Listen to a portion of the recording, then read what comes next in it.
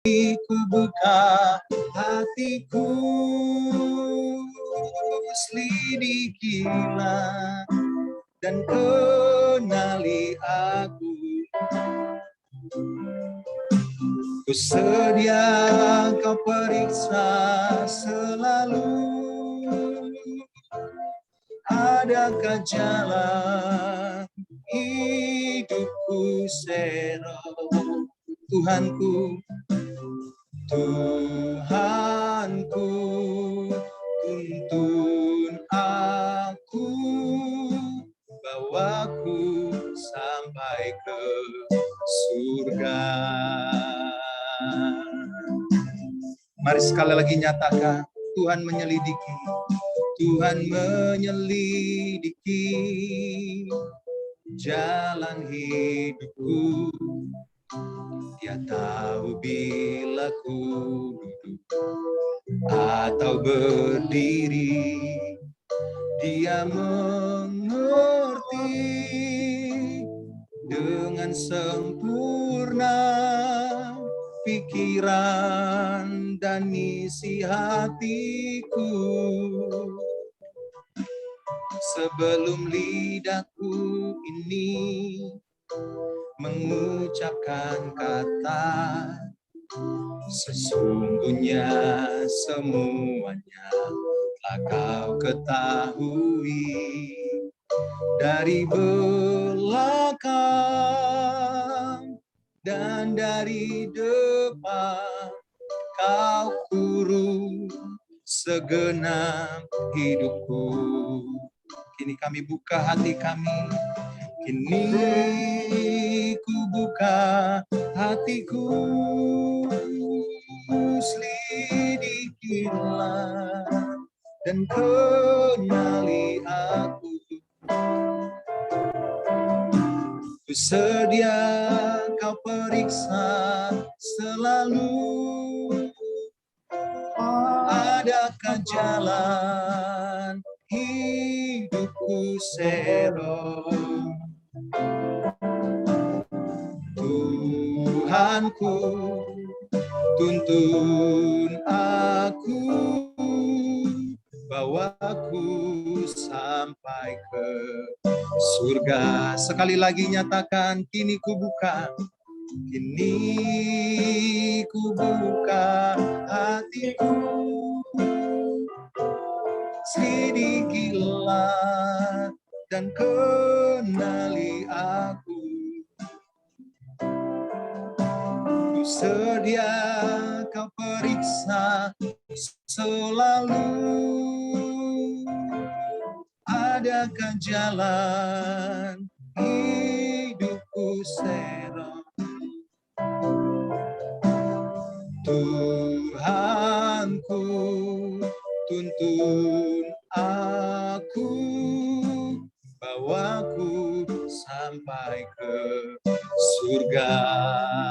Mari bawa kami, bawaku sampai ke surga. Bawaku sampai ke surga. Saya kembalikan kepada Pak. Dengan kasih Kristus, sebentar Pak Wagimin akan berdoa buat kebenaran firman Tuhan. Haleluya.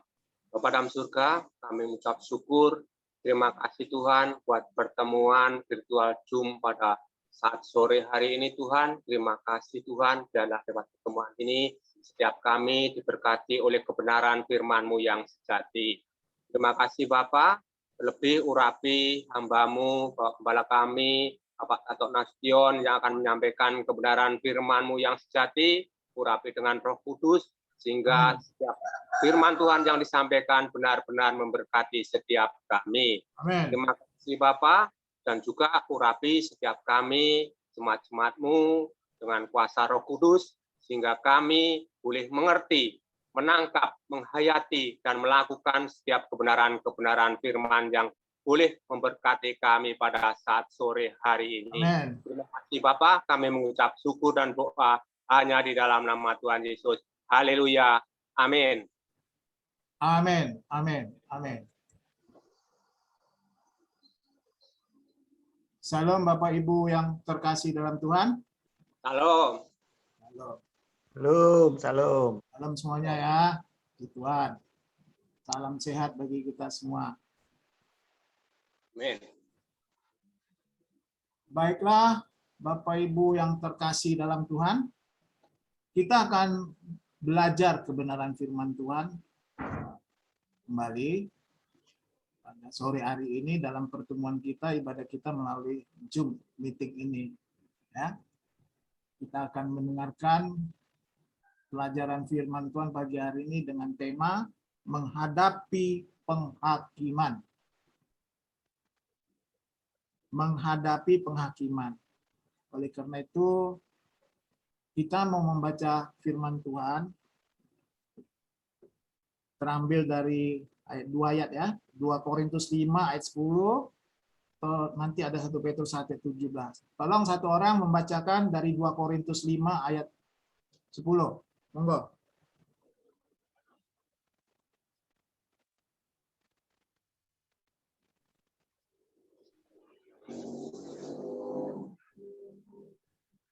Mic-nya dibuka, Pak.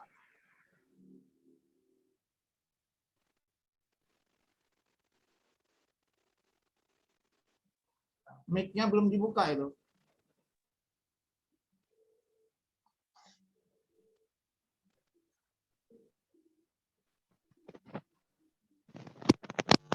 Oke. Ya. Dibacakan. Baik. Ya, Pak. Jelas, Pak. 2 Korintus 5, 10. Pasal 5 ayat 10.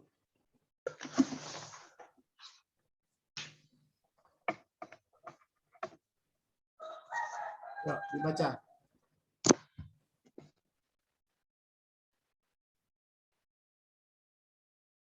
Nah, piye? 2 Korintus Siapa 5 ayat 10 Pak Karso.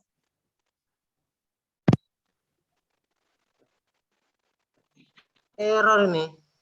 Ya udah diganti dulu, nanti ayat selanjutnya sambil Ya. persiapan. Tolong. Ya, saya baca ya. Oke, langsung lanjut. Ya, 2 Korintus 5, 10. Sebab sebab kita semua harus menghadap tahta pengadilan Kristus, supaya setiap orang memperoleh apa yang patut diterimanya sesuai dengan yang dilakukannya dalam kehidupannya ini, baik maupun jahat. Baik. Ataupun jahat. Oke. Selanjutnya 1 Petrus 1 ayat 17. Satu orang.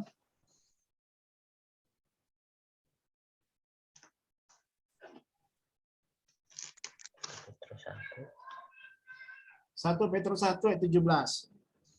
1 Petrus 1 ayat 17. Ya. Inilah bunyi firman Tuhan.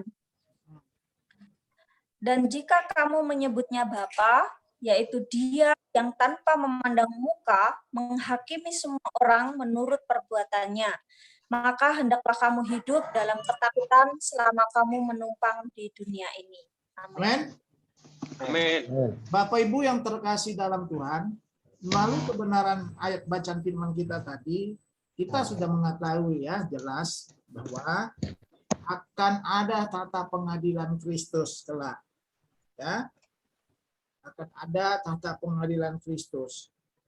Kita harus menghadap tahta pengadilan Kristus supaya setiap orang memperoleh apa yang patut diterimanya sesuai dengan apa yang dilakukannya dalam hidupnya ini.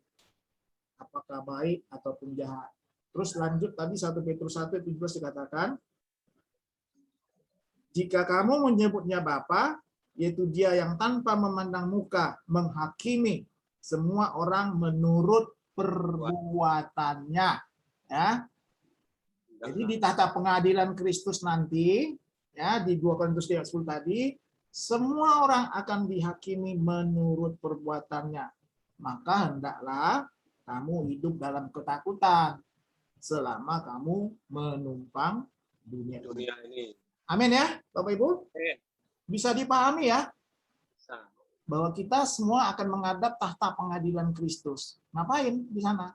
Dihakimi kita menurut perbuatan kita selama hidup di bumi ini, apakah baik ataupun jahat.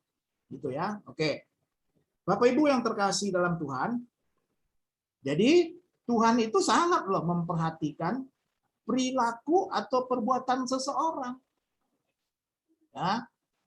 Itu harus disimak baik-baik, dihayati bahwa Tuhan sangat memperhatikan perilaku atau perbuatan seseorang. Siapapun orang itu, apakah umat pilihan, dalam tanda petik, dalam arti kata, yaitu bangsa Israel dan orang percaya, Anda dan saya, atau bangsa-bangsa lain. Ya. Jadi, dalam hal tersebut, kita sudah baca firman Tuhan di 1 Petrus 1 ayat 17 tadi, Tuhan tidak memandang muka. Oleh karena itu di dalam Roma pasal 1 ayat 18 firman Tuhan mengatakan dengan tegas, murka Allah nyata dari surga atas segala kefasikan dan kelaliman manusia yang menindas kebenaran dengan kelaliman. Coba tolong satu orang buka Alkitabnya, dibacakan itu Roma 1 ayat 18.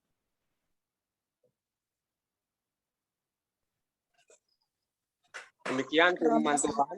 Ya, Roma 1 ayat yang ke-18. ya.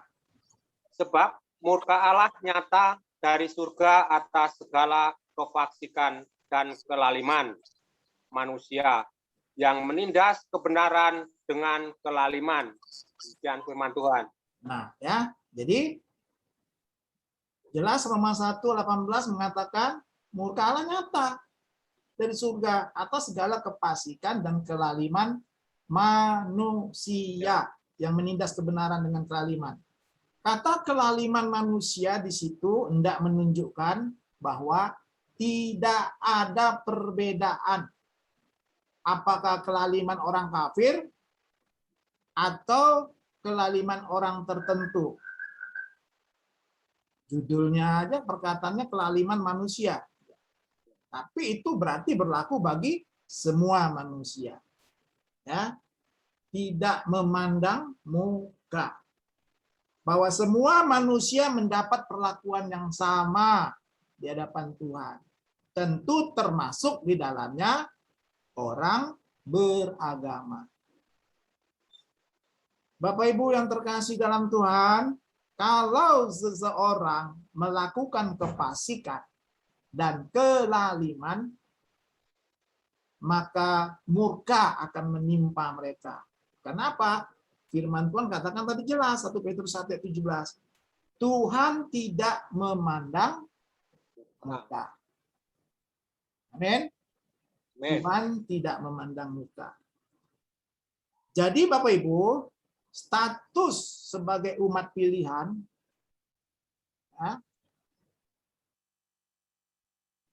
status sebagai umat pilihan dan keberimanan kepada Tuhan Yesus bukanlah jaminan dapat terhindar dari penghakiman Tuhan.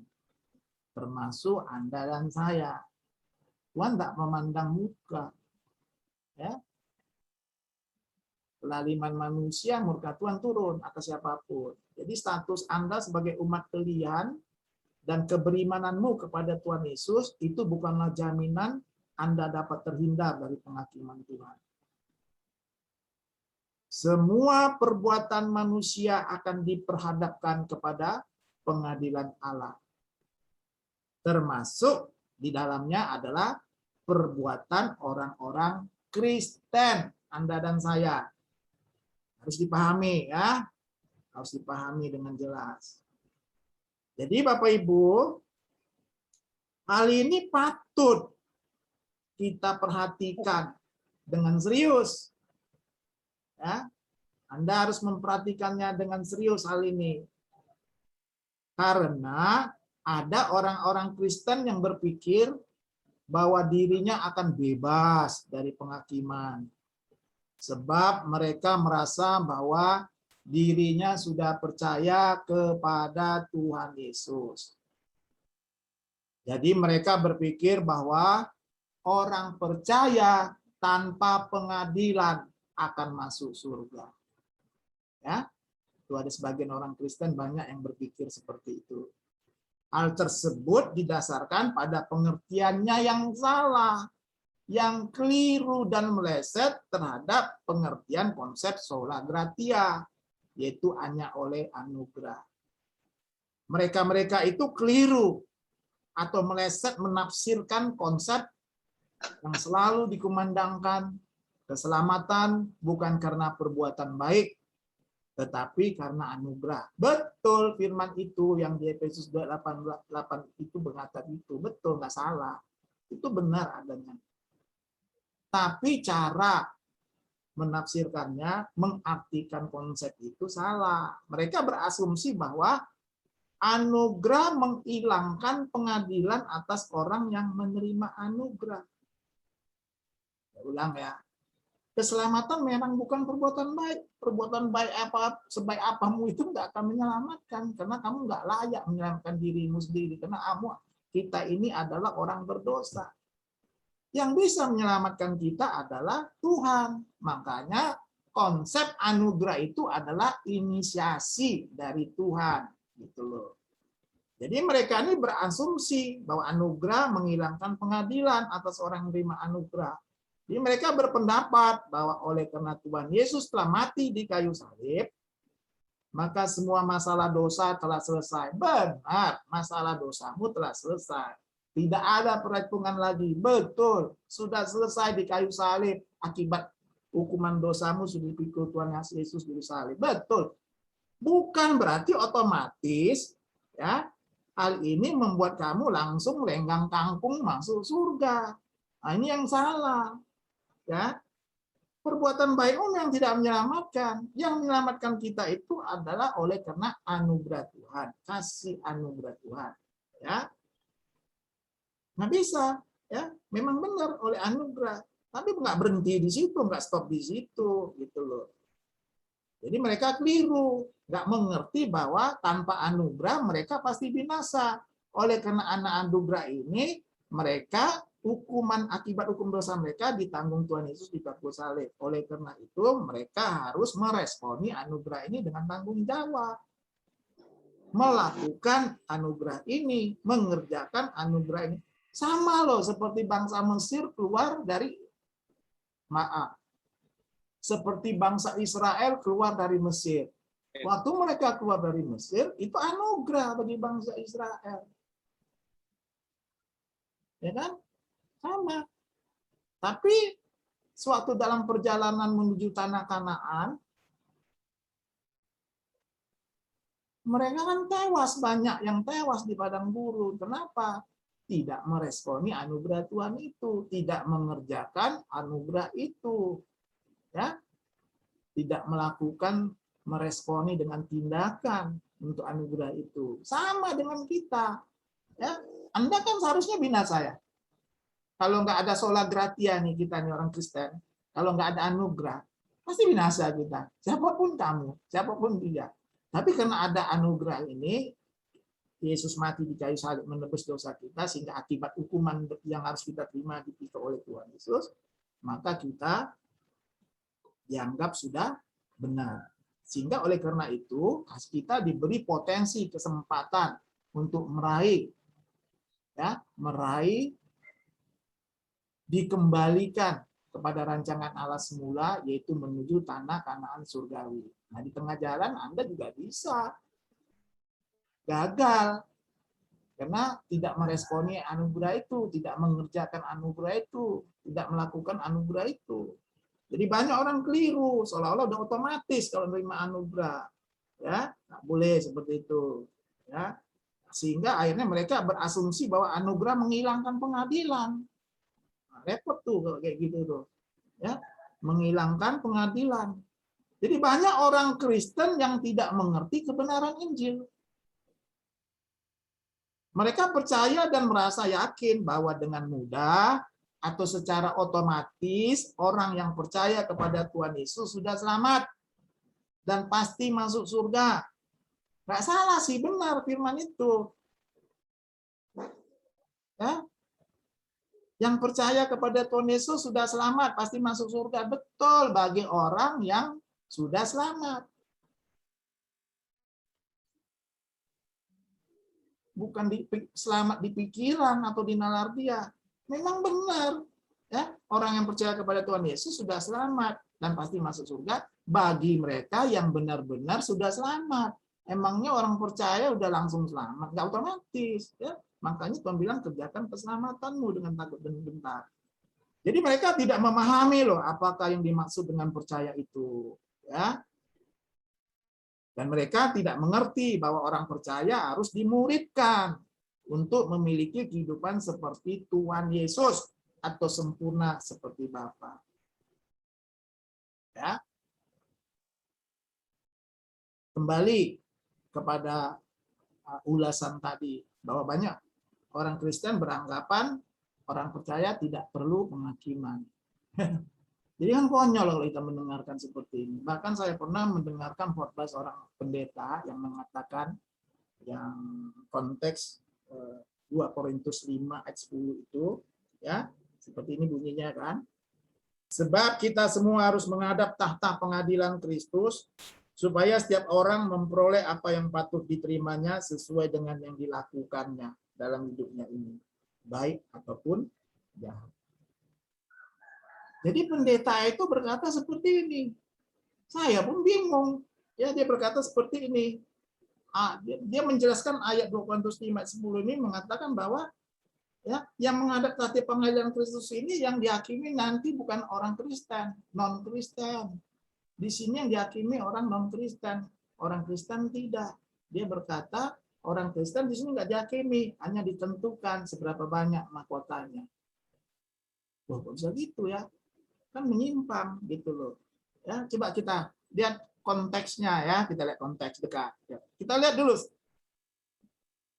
2 Korintus ini Paulus kan yang nulis surat ini. Ini ditujukan kepada siapa? Coba tolong baca. Ya, kita belajar firman yang benar. Coba lihat ayat 1-nya. Tolong bacakan satu orang. 2 Korintus 5 ayat 1. San 2 dan 2.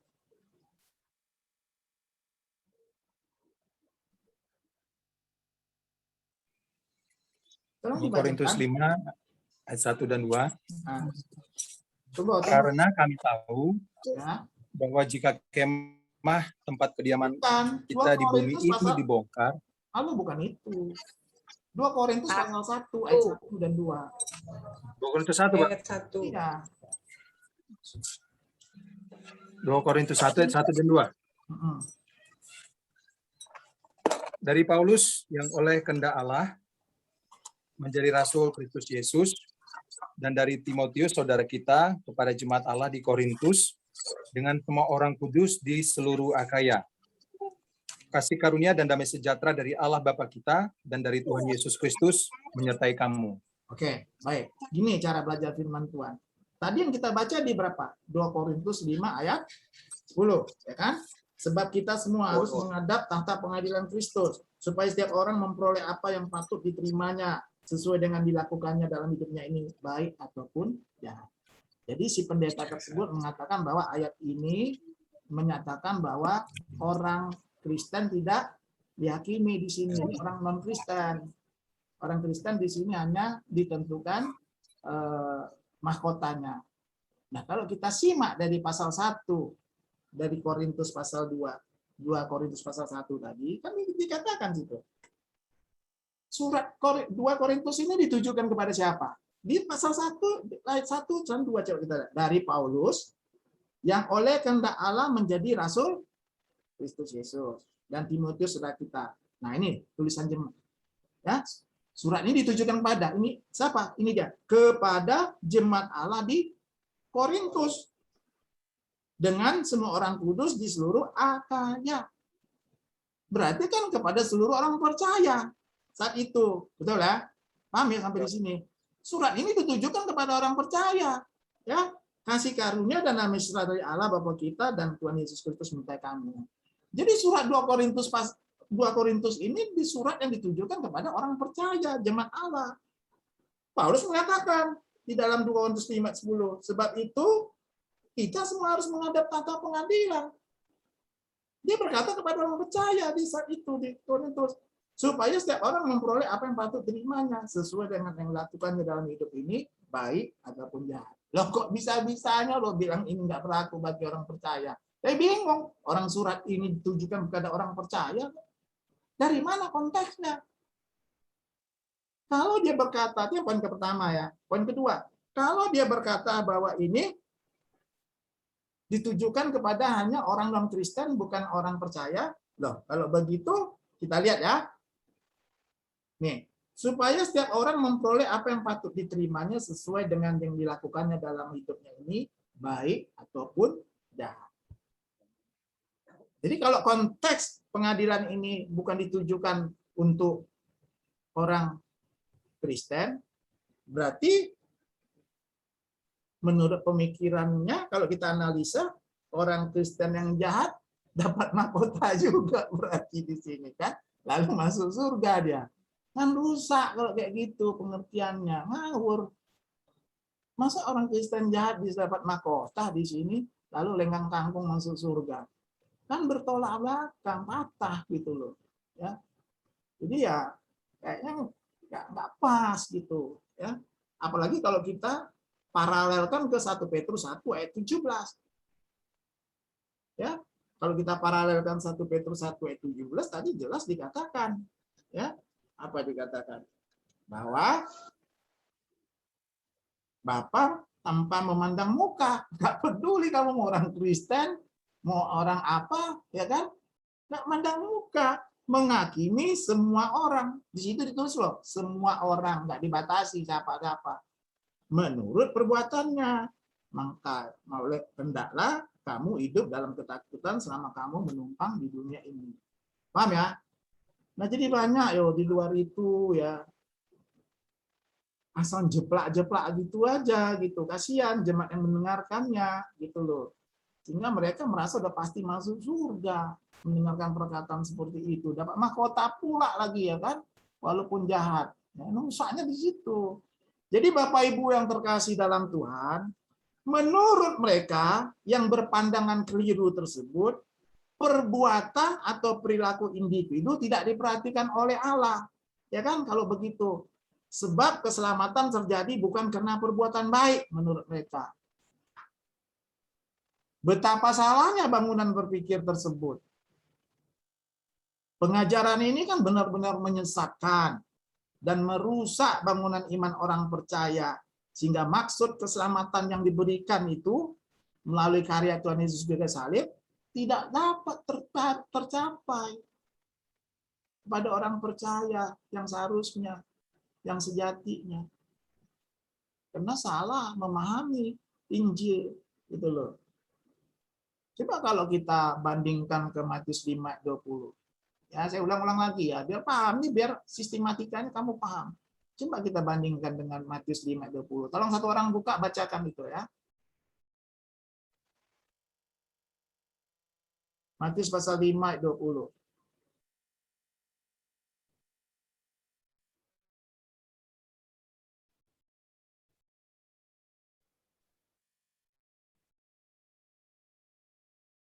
Mana? Kok lama?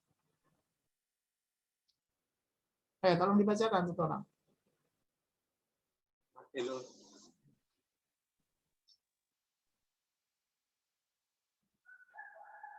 kok pada diam semua? Matius 5 ya? Ya, Matius 5:20. Ya. Jadi baca lah. Loh, iya. Matius 5 ayat 20. Silakan, Besti. Ya, beginilah bunyi firman Tuhan. Maka aku berkata kepadamu, jika hidup keagamaanmu tidak lebih benar daripada hidup keagamaan ahli-ahli Taurat dan orang-orang Farisi, sesungguhnya kamu tidak akan masuk ke dalam kerajaan surga. Amin. Ya, saya ulang ya. Maka aku berkata kepadamu, jika hidup keagamanmu tidak lebih benar daripada hidup keagamaan ahli-ahli Taurat dan orang-orang Farisi, sesungguhnya kamu tidak akan masuk ke dalam kerajaan surga. Ini kan udah berulang-ulang saya sampaikan. Dalam bahasa Inggris, Alkitab, hidup keagamaanmu itu ditulis righteousness, tapi kalau bahasa aslinya, bahasa Yunani, dikaiosune. Jadi righteousness itu kebenaran. Ya, kebenaran. Jika kebenaranmu tidak lebih benar daripada kebenaran ahli-ahli Taurat, orang Farisi, sesungguhnya kamu tidak masuk dalam kerajaan surga. Tapi kita lihat konteks teks aslinya itu ditulis di kaiosune. Bukan aletheia. Ya, paham ya? Kalau aletheia itu truth. Gitu. Kalau di bahasa kalau aletheia di teks Alkitabnya ditulis truth. Itu firman Allah. Nah, kebenaran juga, tapi aletheia. Tapi di sini kebenaran raktenos. Kalau kita buka teks asli Yunaninya ditulis di kaiosune. Jadi di sini apa? Kebenaran yang bertalian, berhubungan, bersangkutan dengan perilaku, perbuatan. Jadi jikalau kebenaran yang berhubungan dengan perilaku perbuatanmu tidak lebih baik, tidak lebih benar daripada ahli-ahli Taurat, orang Farisi, ulama-ulama, ya kamu nggak bisa masuk kerajaan surga, firman kata. Jadi saya mau bangun konteks pemikiran kita di sini bahwa seperti tadi dari awal saya katakan, Tuhan sangat memperhatikan perilaku perbuatan kita. Gitu loh. Alangkah salahnya bangunan berpikir orang Kristen banyak yang mengatakan bahwa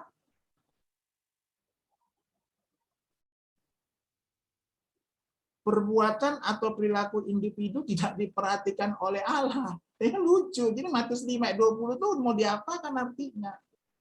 Gitu loh. Ya, amin ya. Paham ya? Gitu loh. Jadi Bapak Ibu, haruslah kita pahami bahwa Paulus sendiri pun berjuang untuk berkenan di hadapan Allah. Karena dia tahu bahwa dirinya juga harus menghadap tata pengadilan Allah. Ya, seperti yang ditulis di dalam 2 Korintus 5 ayat 9 10. Yang 10 tadi kan kita udah tahu ya. Sekarang coba lihat baca deh. Ya. Yang ayat 9-nya dari 2 Korintus pasal 5. Coba dibaca. Pak Michael, tolong baca Pak Michael. 2 Korintus 5 ayat 9. Oh, enggak dengar dia. Enggak bereaksi. Tolong dibacakan.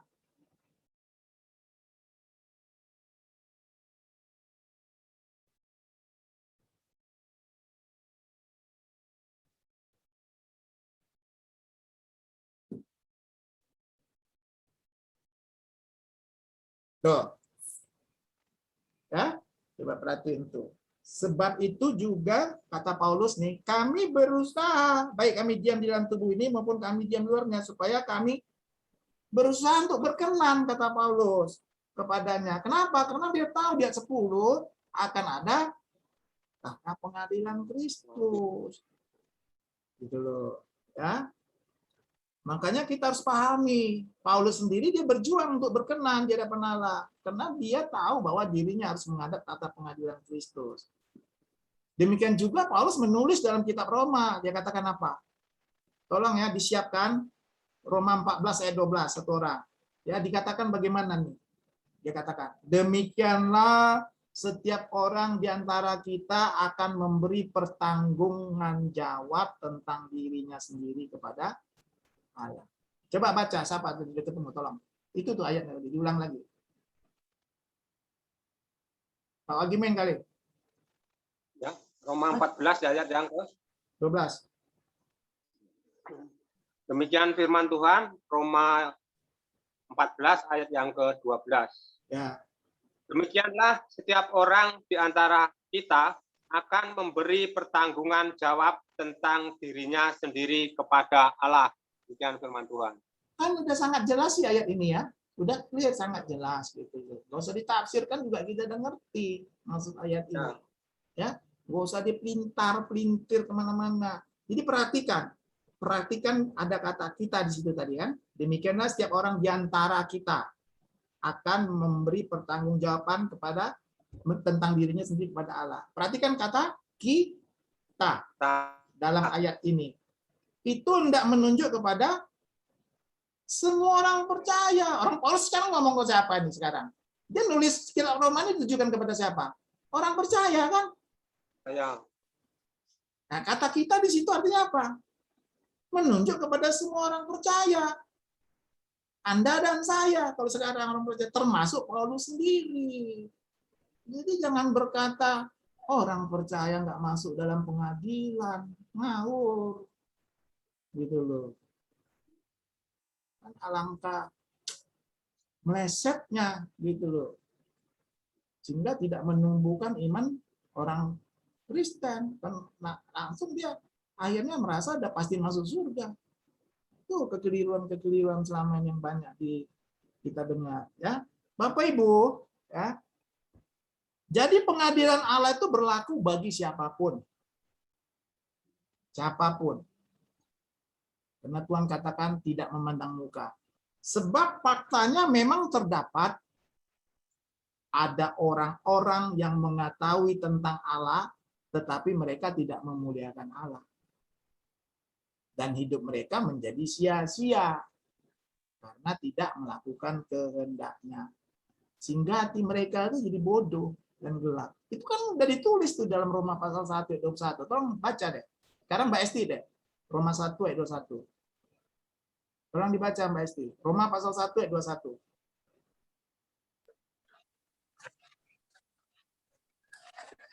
Roma 1 ayat 21. Beginilah bunyi firman Tuhan. Ya.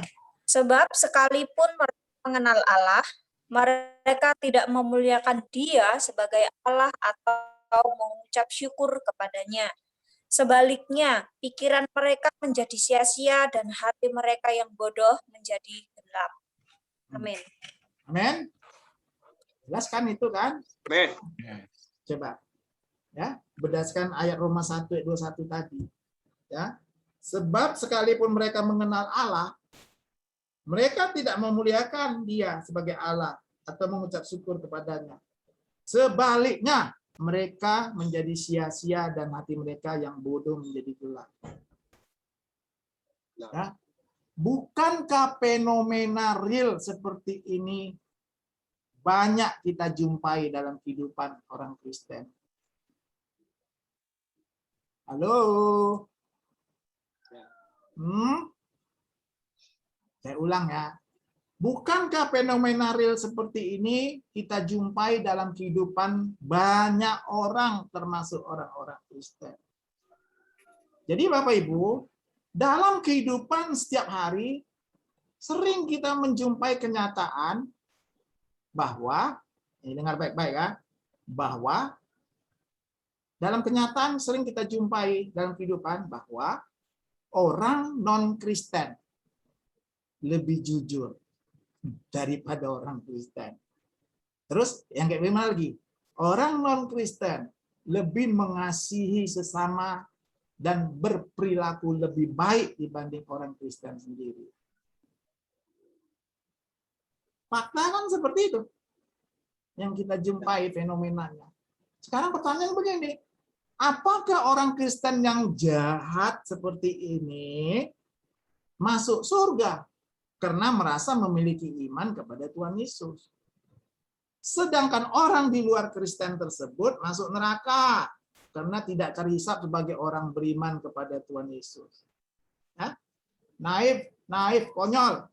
Jadi Bapak Ibu harus diingat bahwa pengadilan Allah itu berorientasi pada perbuatan, bukan iman.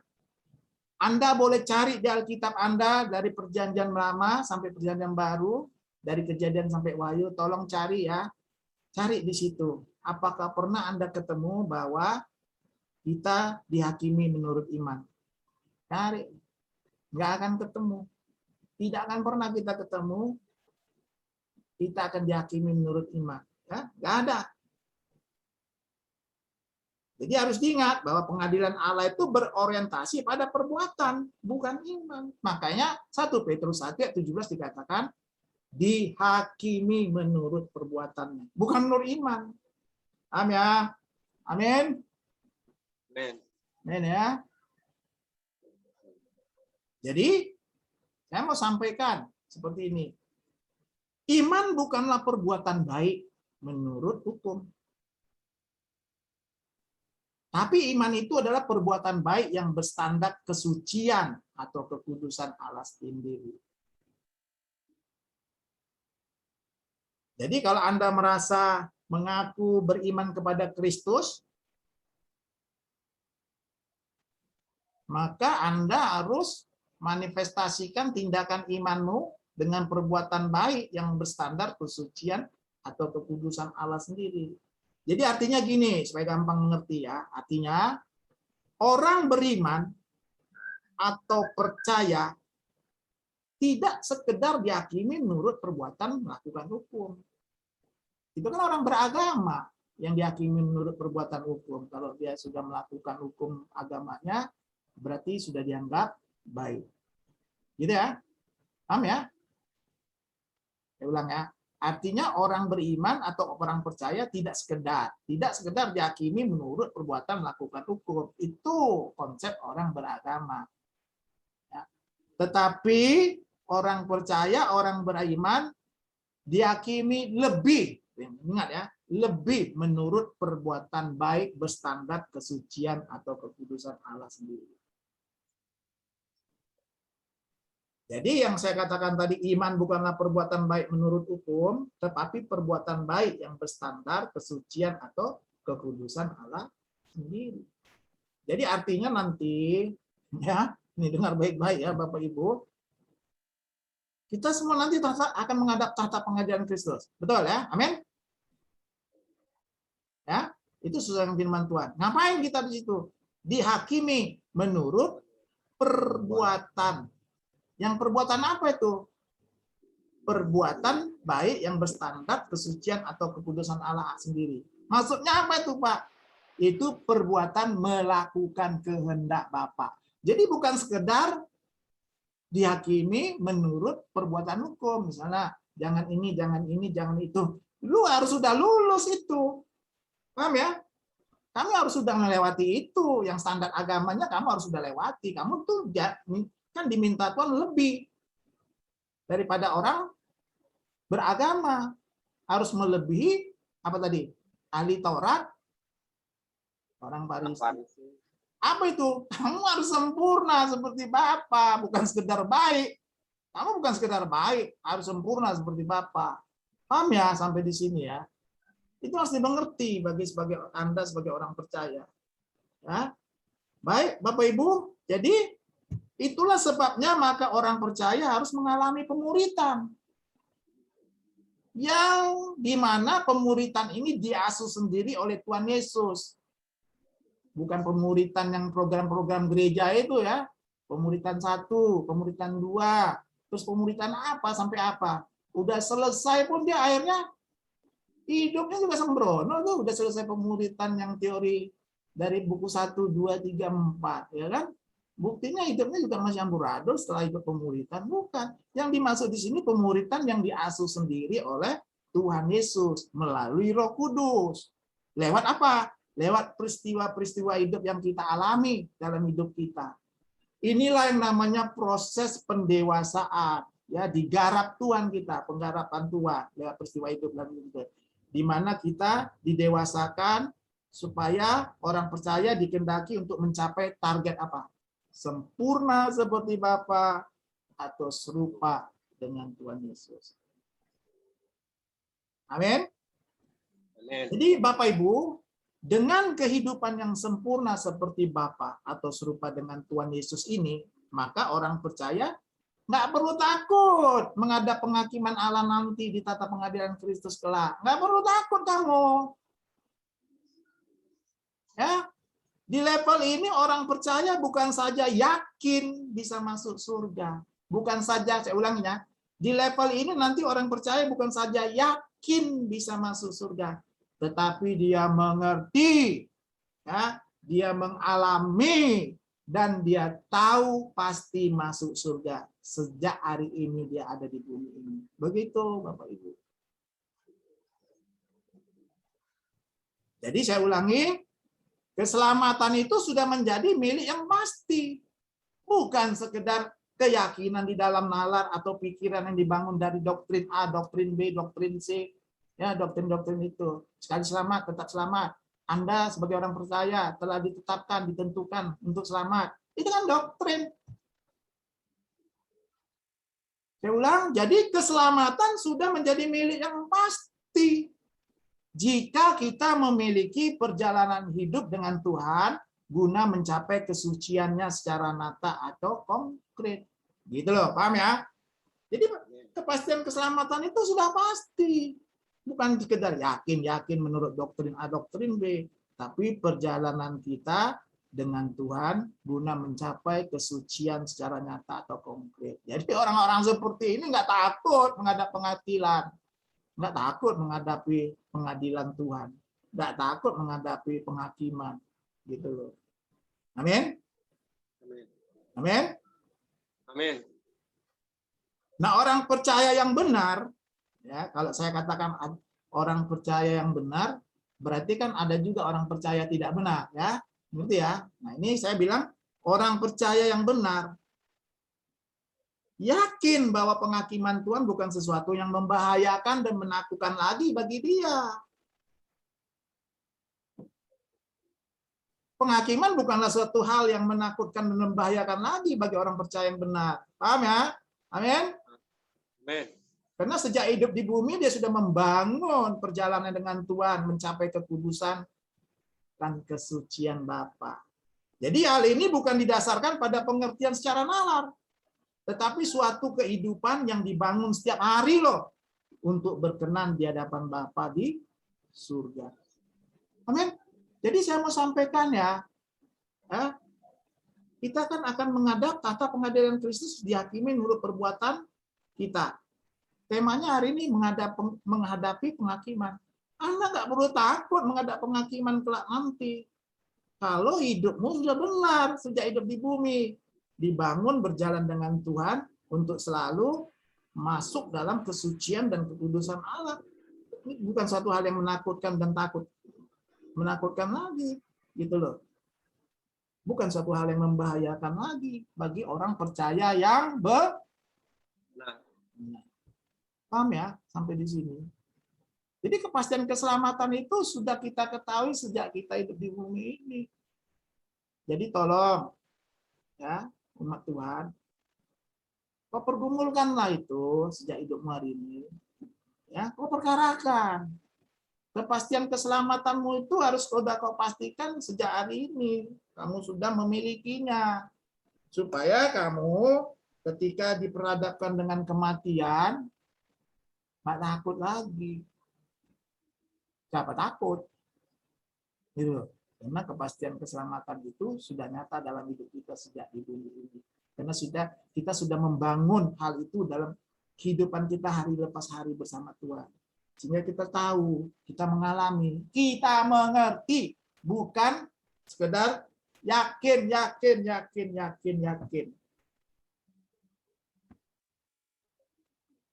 Paham ya, Bapak Ibu? Ini penting ya. Ya. Amin. Enggak ada yang amin nih. Amin, Pak. Hah? Tutup mic-nya, Pak. Angkat tangan yang amin. Amin, Pak. Harus seperti itu. Amin. Loh. Amin. Mulai sekarang hidupmu harus perkarakan itu. Kepastian keselamatan harus sudah kita miliki sejak sekarang hidup di bumi. Kenapa? Berdasarkan yang kita bangun hidup kita selama ini dengan Tuhan. Gitu loh. Ya. Suatu kehidupan yang dibangun setiap hari untuk berkenan di hadapan Bapa di surga.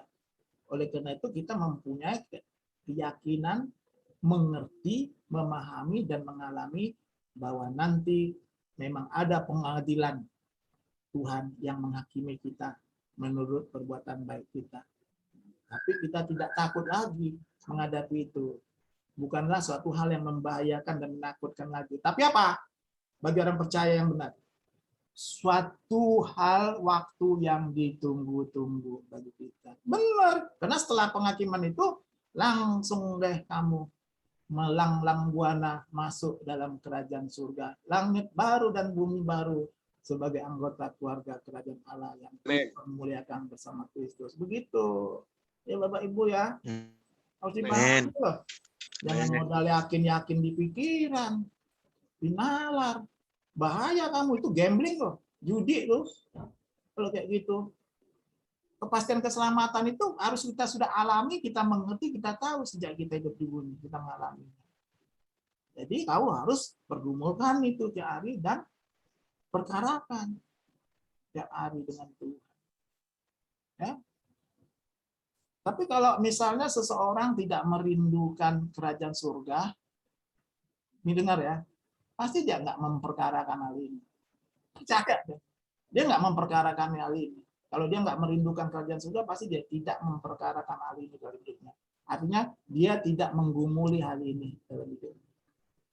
Kan? Kalau kita menggumuli hal ini dalam hidup kita, kan artinya bahwa kita dalam setiap doa kita kan kita selalu berseru dengan Tuhan. Tuhan, tolonglah aku ini supaya hidupku kelak nanti boleh sampai di langit baru, bumi baru sebagai anggota keluarga kerajaan Allah yang dipermuliakan bersama Kristus. Oleh karena itu sejak hidupku di bumi ini, Tuhan tolong aku supaya hidupku bersih, berkenan, kudus adanya, tidak bercacat, tidak bercela. Pasti orang itu bergumulannya seperti itu sama Tuhan berdoanya. Pasti. Amin. Amin. Tapi kalau dia nggak punya kerinduan untuk kerajaan surga, dia nggak akan perkarakan itu. Yang dia perkarakan itu apa? Dunia kahe, kata orang India. Ya, asik dunia ini aja yang dipersoalkannya. Benar. Ya. Bapak Ibu, sebagai orang percaya yang masuk dalam penggembalaan saya ingatkan ya dengan tegas baik-baik. Firman Tuhan sudah diajari dengan baik dan benar, tegas, lantang. Ya, simaklah baik-baik. Gitu. Ya. Saya mau menyampaikan sebagai ayat kita yang terakhir supaya ini dari Ibrani pasal 6 supaya ini melekat ya. Hal ini penting saya sampaikan hari ini sehubungan dengan temanya adalah menghadapi penghakiman. Jadi sengaja ayat ini saya sampaikan kepada kita semua di sini untuk mengingatkan, mensok terapikan kepada setiap kita yang ada di suara kebenaran ini untuk mengerti ya. Jangan sampai hal ini terjadi dalam hidupmu. Coba kita tolong siapa yang mau baca? Pak Michael Tobing. Enggak deh. Pak ini aja dulu, gantian dulu. Pak Utagalung tolong dibaca Ibrani 6 ayat 4, ayat 5, ayat 6. Pak Utagalung.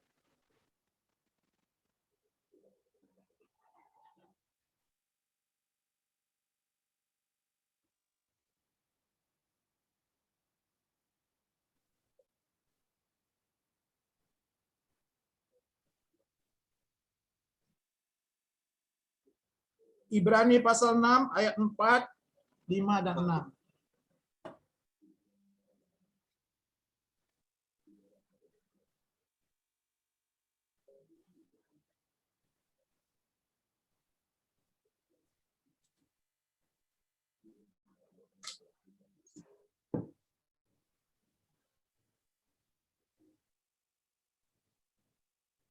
Mana?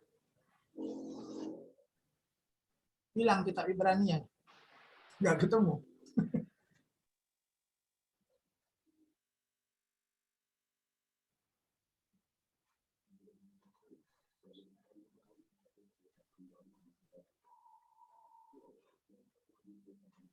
Mana Pak Galung? Suaranya nggak ada, Pak. Suaranya nggak keluar ya?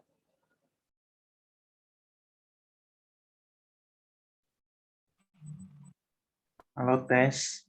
Oke. Halo, Oke, lanjut. Ibrani 6 ayat 4, 5 dan 6. Ibrani 6 ayat 4, 5 dan 6. Siap. Sebab mereka yang pernah diterangi hatinya, yang pernah mengecap karunia sorgawi, dan yang pernah mendapat bagian dalam Roh Kudus, dan yang mengecap firman yang baik dari Allah, dan karunia-karunia dunia yang akan datang, namun yang murtad lagi, tidak mungkin dibaharui sekali lagi sedemikian, hingga mereka bertobat. Sebab mereka menyalibkan lagi anak Allah bagi diri mereka, dan menghinanya di muka umum. Demikian firman Tuhan. Ini ayat ini sangat penting bagi Bapak Ibu sekalian untuk disimak, diperhatikan, ditaruh di dalam hatimu yang paling dalam. Jangan sampai hal ini terjadi dalam hidupmu. Ya, Ibrani 6 ayat 4, 5, 6. Saya ulang nih, dengar baik-baik. Sebab mereka yang pernah diterangi hatinya, yang pernah mengecap karunia surgawi, dan yang pernah mendapat bagian dalam Roh Kudus. Apakah ayat ini berlaku bagi Anda? Aku. Ya, inilah yang kita hadapi sekarang kan? Ya, Ya, aku. Anda telah diterangi hatinya, ya, pernah mengecap karunia surgawi, dan yang pernah mendapat bagian dalam Roh Kudus. Ya, kamu kan udah dikasih Roh Kudus nih, ya, amin. Amin. Oke, ayat 5. Amin. Dan yang mengecap firman yang baik dari Allah. Seperti ini kamu udah mendengarkan firman Tuhan yang baik dari Allah. Dan karunia dunia yang akan datang. Dunia akan datang loh, karunia dunia akan datang, langit baru, bumi baru. Ayat 6, dengarkan baik-baik ayat 6. Ya, jangan sampai ini terjadi bagi hidupmu. Ayat 6. Namun yang murtad lagi. Murtad berarti apa? Meninggalkan Yesus, menyangkal Yesus. Ya. Atau menukar hak kesulungan dengan semangkok kesenangan dunia.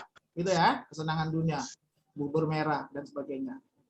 Namun yang murtad lagi tidak mungkin dibaharui sekali lagi sedemikian